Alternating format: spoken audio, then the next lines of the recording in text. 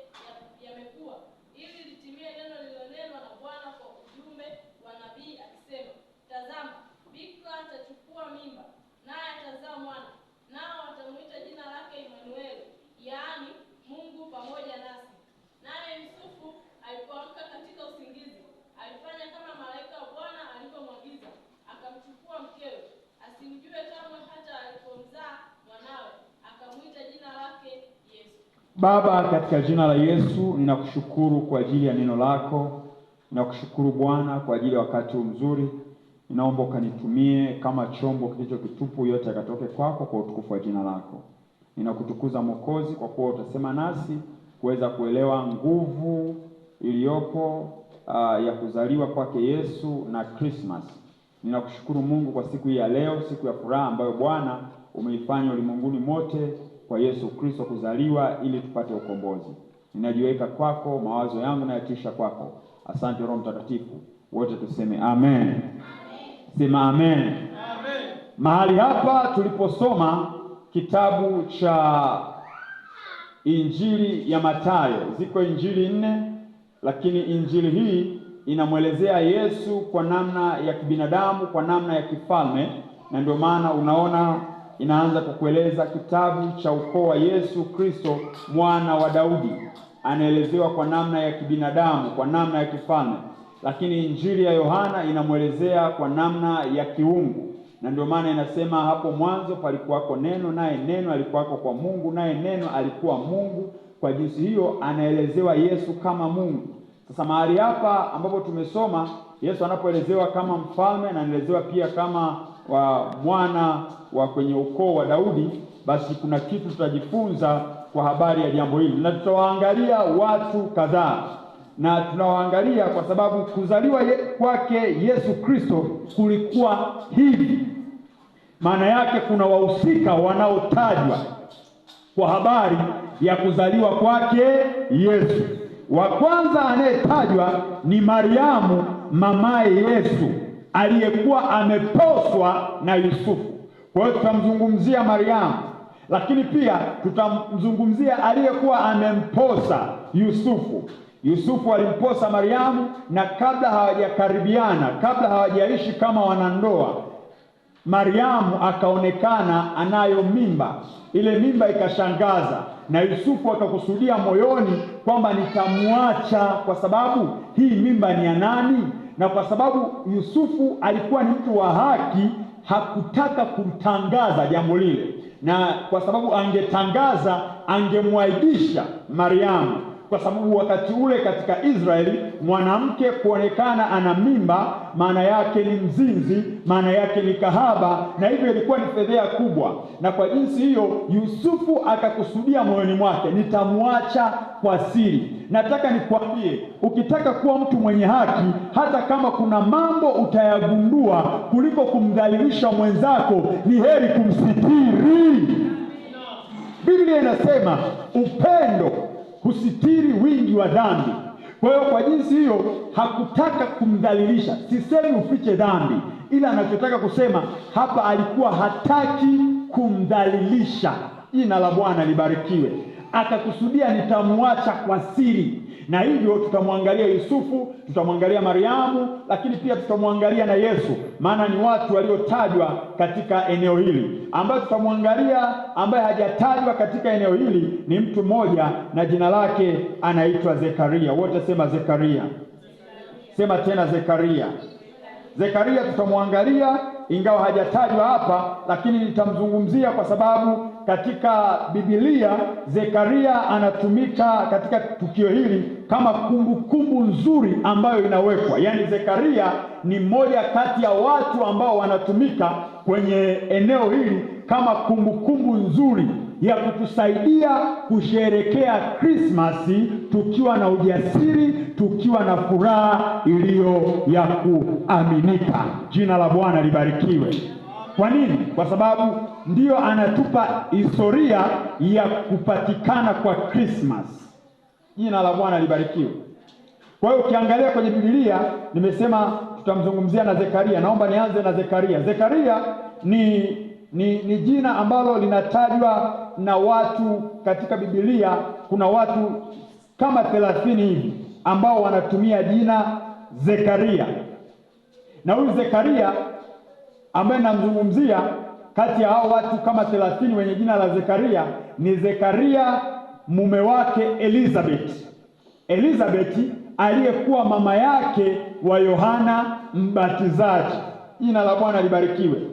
Kwa hiyo katika eneo hili ninapomzungumzia Zekaria ni katika watu wengi waliotajwa, lakini wengi wao walikuwa ni makuhani, wengi wao walikuwa ni manabii, na wengi wao walikuwa ni watawala wenye jina la Zekaria.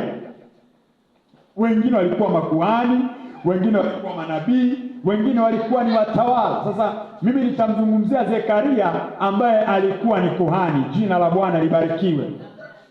Zekaria kama kuhani anapochaguliwa kwa ajili ya kazi ya ukuhani mkuu, anaapishwa ili aweze kusimama katika nafasi yake ya ukuhani. Anaposimama katika nafasi yake ya ukuhani, anaingia ndani katika madhabahu ili kufanya ibada ile ya upatanisho. Anapoingia kufanya ibada ile, anakutana na malaika. Nimekwambia Zekaria katika ujumbe huu anatusaidia kutupa kumbukumbu nzuri kwa habari ya kuzaliwa kwake Yesu na kwa habari ya Christmas. Kwa namna gani? Wakati yeye anaingia mahali pale kwa ajili ya kuweza kufanya huduma ya kikuhani kama kuhani mkuu ambaye anachaguliwa katika mwezi wa Septemba au mwezi wa 9, ndio anachaguliwa. Kwetu sisi ni mwezi wa 9. Kwa mwezi wa Kiyahudi unaitwa Kisleu. Bwana tusaidie kuelewa. Na mwezi wa Kisleu kwao ndio ulikuwa mwezi wa kuingia na kufanya hiyo ibada, au Yom Kippur. Anaingia katika mwezi huo na kufanya hiyo ibada. Anapoingia humo ndani, anapoingia kwenye pazia, maana alikuwa anaingia kuhani tu. Anapoingia humo ndani, anakutana na malaika, na malaika anampa habari ya kwamba utapata mtoto Zekaria. Zekaria alikuwa ni mtu mzima, alikuwa ni mzee, amezeeka.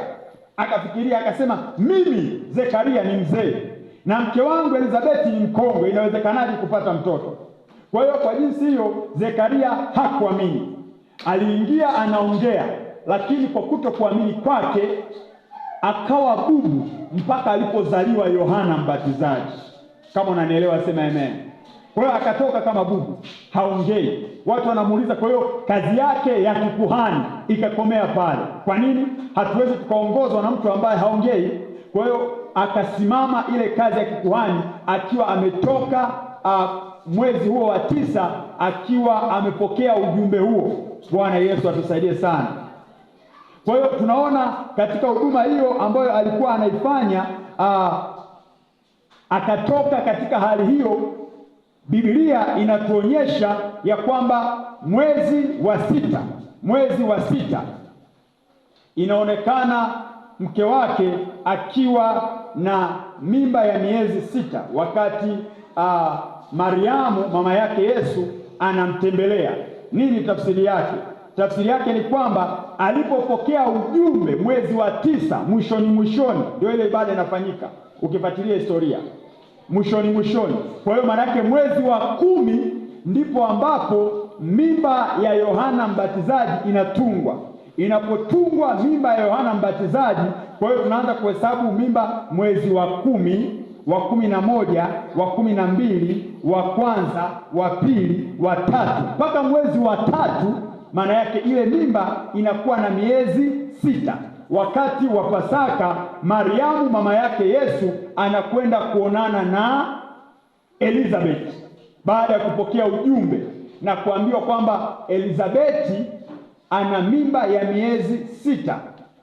Kwa hiyo anapokwenda kuonana naye, Elizabeti ana mimba ya miezi 6. Wakati huo mwezi wa 3 ambao Mariamu anakutana na Elizabeti, wakati huo Mariamu anakuwa yeye hana mimba. Bwana Yesu tusaidie sana. Bwana tusaidie sana. Nataka nikuonyeshe Christmas jinsi ilivyokaa. Kwa hiyo wakati ule wa mwezi wa 3 anapokea ujumbe na Mariamu na anazungumza, anasema iwe kwangu kama ulivyosema. Anamwambia malaika mwezi wa 3. Maana yake kuanzia mwezi wa 4, wote tuseme mwezi wa 4.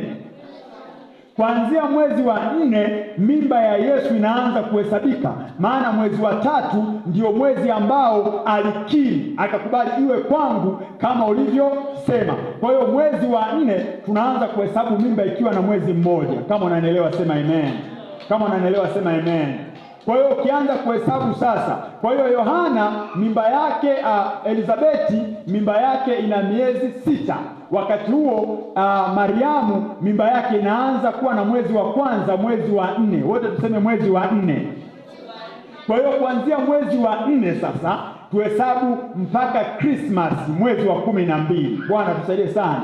Kwa hiyo maana yake mwezi wa 4 tuhesabu, tunaanza Aprili, si ndio?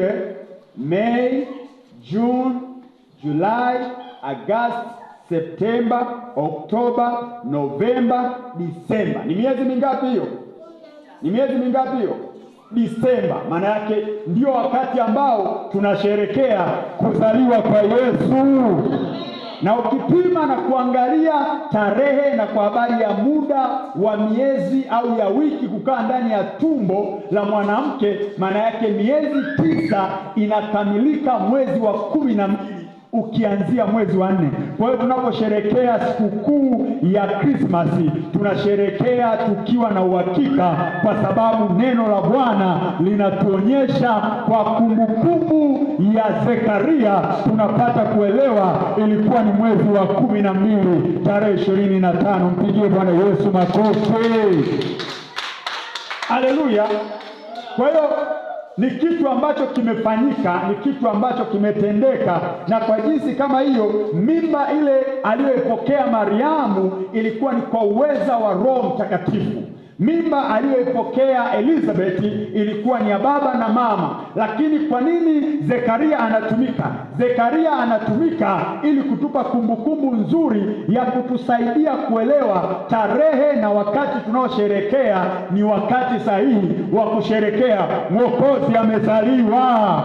Mwokozi amezaliwa. Haleluya.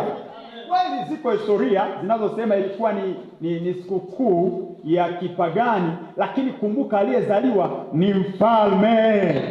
Na mfalme anapozaliwa mambo yanapinduka, yanageuka. Kama unanielewa sema amen. Kama unanielewa sema amen. Ingawa hatujaambiwa tusherekee Krismasi, lakini ni utaratibu mzuri kusherekea. Hakuna ubaya, hakuna dhambi tunayoifanya kwa kusherekea Mwokozi kuzaliwa. Haleluya. Kwa hiyo mtu asije akakuhukumu kwamba mnasherekea. Kuna ubaya gani kusherekea Mwokozi amezaliwa? Kuna dhambi gani? Watu siku za leo wanasherekea bibi zao wamezaliwa, babu zao au watoto wao. Tukisherekea kwa Yesu ndio inakuwa kuna ubaya. Hapana, alipozaliwa Yesu na Krismasi ni mahali sahihi pa kushangilia Mwokozi amezaliwa. Na hakuna ubaya hata kama hatujaagizwa, lakini ni jambo zuri. Kama unanielewa sema amen. Kuna maagizo mengi ambayo kanisa tunayafanya, mengine hayajaandikwa kwenye Biblia. Ni swala la utaratibu mzuri wa kumwabudu huyu Mungu wa kweli. Jamani, haleluya. Kwa hiyo kuna mambo mnakaa mnapanga utaratibu, mnakubaliana, maadamu sio dhambi, maadamu hamharibu sheria yote ya Mungu, basi inakuwa ni jambo jema kusherekea Mwokozi amezaliwa. Kama unanielewa sema amen. Kwa hiyo kama unaenda kula pilau yako, kale pilau vizuri, maana Zekaria ametusaidia kuweza kupata kumbukumbu, muda na wakati wa yeye kuweza kutokea kwa jambo hili. Jina la Bwana libarikiwe. Lakini mtu wa pili ambaye tunamwangalia katika jambo hili ni Mariamu. Wote tuseme Mariamu. Kwa hiyo Zekaria nimesema ni kumbukumbu nzuri. Kama kuna mtu atakusumbua kwa habari ya Krismasi, mwambie Zekaria ni kumbukumbu nzuri. Anachaguliwa mwezi gani? Mwezi wa 9.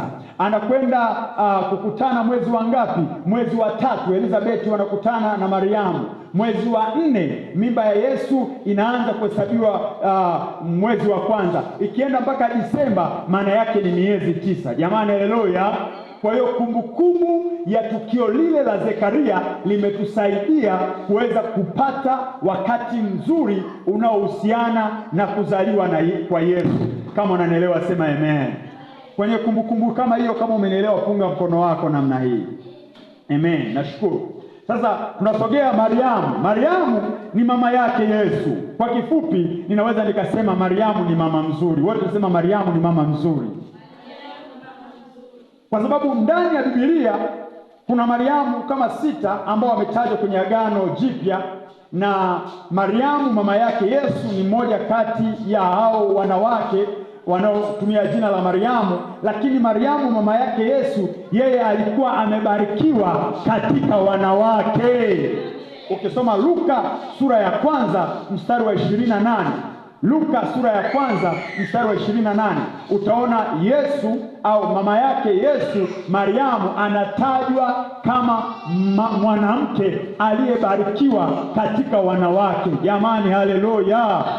Kwa hiyo ni mama mzuri kwa sababu alitoa nafasi kwa kujitunza na kujiweka ili kwamba Masihi azaliwe katika tumbo lake. Jina la Bwana libarikiwe. Angejichanganya asingepata nafasi hii.